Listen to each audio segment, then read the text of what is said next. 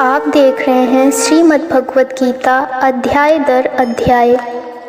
पिछले भाग में हमने देखा कैसे अर्जुन पूरी तरह टूट जाते हैं और अंत में श्री कृष्ण के सामने समर्पण कर देते हैं। अब यहीं से शुरू होता है भगवान का दिव्य ज्ञान, जहाँ भगवान श्री कृष्ण अर्जुन को जीवन और मृत्यु का सबसे बड़ा सत्य समझाते हैं। आइए जानते हैं श्रीमद् भगवत गीता अध्याय 2 के श्लोक 9 से 12। संजय उवाच एवं उक्त्वा ऋषिकेशं गुडाकेशः परन्तप न योत्तस्य इति गोविंद मुक्त्वा तूष्णीं बभूवः। संजय बोले, हे राजन, निद्रा को जीतने वाले अर्जुन अंतर्यामी श्री कृष्ण महाराज के प्रति इस प्रकार कहकर फिर श्री गोविंद भगवान से युद्ध नहीं करूँगा यह स्पष्ट कहकर चुप हो गए। यानी निद्रा हमारी नेचुरल आवश्यकता है, इस पर दुनिया में कोई विजय नहीं पाया है। लेकिन अर्जुन को ऐसा महान माना जाता था कि उसने निद्रा पर भी विजय प्राप्त कर ली थी। अब वही अर्जुन निद्रा तो नहीं पर अपने मोह, अपने डर और अपने दुख से हारता हुआ दिखाई दे रहा है। किस समय कौन सी दुर्बलता हम पर हावी हो जाए और कुछ समय के लिए हम उससे हार मान लें, ये कहना बहुत मुश्किल है। जब अर्जुन के साथ ऐसा हुआ है दोस्तों, तो हमारे साथ भी ऐसा हो सकता है। लेकिन अर्जुन उस दुर्बलता को जीतकर आगे बढ़ा था और उसी तरह से हमें भी बढ़ना होगा। तम उवाच ऋषिकेशः प्रसन्न्युभारत सेनयोरुभयोर्मध्ये विषीदन्तमिदं वचः।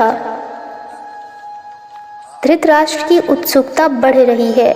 स्वाभाविक है कि एक पिता होने के नाते धृतराष्ट्र किसको जिताना चाहते थे ये तो कहने की आवश्यकता नहीं है। वे युद्ध तो नहीं कर सकते हैं पर युद्ध की एक एक बात को जानना चाहते हैं।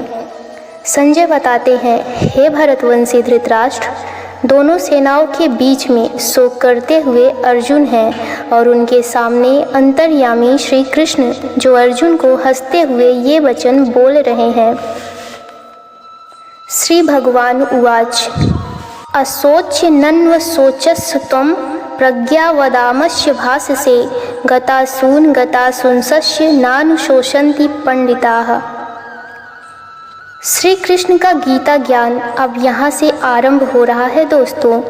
श्री भगवान बोले, हे अर्जुन, तू न शोक करने योग्य मनुष्यों के लिए शोक करता है और पंडितों के से वचनों को कहता है, परंतु जिनके प्राण चले गए हैं उनके लिए और जिनके प्राण नहीं गए हैं उनके लिए भी पंडित जन शोक नहीं करते।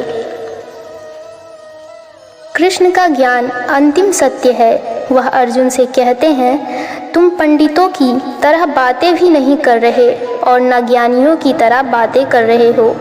जो पंडित और ज्ञानी होते हैं वह किसी के जीवित रहने पर या जीवित न रहने पर भी शोक नहीं करते। अर्थात इस दुनिया में किसी भी बात का शोक नहीं करना चाहिए। नाशम न त्वं नेमे जनाधिपाः न चैव न भविष्यामः सर्वे वै मतः परम। हे अर्जुन, ना तो ऐसा ही है कि मैं किसी काल में नहीं था, तू नहीं था अथवा ये राजा लोग नहीं थे, और ना ही ऐसा ही है कि इससे आगे हम सब नहीं रहेंगे। ऐसा कोई समय नहीं था अर्जुन जब अर्जुन नहीं था, कृष्ण नहीं था, बाकी के राजा नहीं थे। हम आते हैं और जाते हैं, फिर से आते हैं, समय का खेल चलता रहता है। अब ये बात अर्जुन या हमारे जैसे दुनियादारी में फंसे लोगों के लिए समझना या समझाना बहुत मुश्किल है दोस्तों, और इसलिए भगवान कृष्ण हमें बाहर निकालना चाहते हैं। आत्मा अमर है, वह कभी जन्म नहीं लेती और ना ही मरती है। हम शरीर को ही सब कुछ मान लेते हैं, लेकिन असली पहचान हमारी आत्मा है। हम जिन बातों के लिए दुखी होते हैं अक्सर वो हमारे नियंत्रण में नहीं होती, और सबसे बड़ा सत्य हम शरीर नहीं, आत्मा है। ये थे अध्याय 2 के श्लोक 9 से 12। जहां भगवान श्री कृष्ण हमें जीवन और मृत्यु का गहरा सत्य समझाना शुरू करते हैं। अगले भाग में आत्मा के और भी गहरे रहस्य खुलेंगे। इस अध्याय दर अध्याय श्रृंखला से जुड़े रहिए। जय श्री राधे कृष्ण।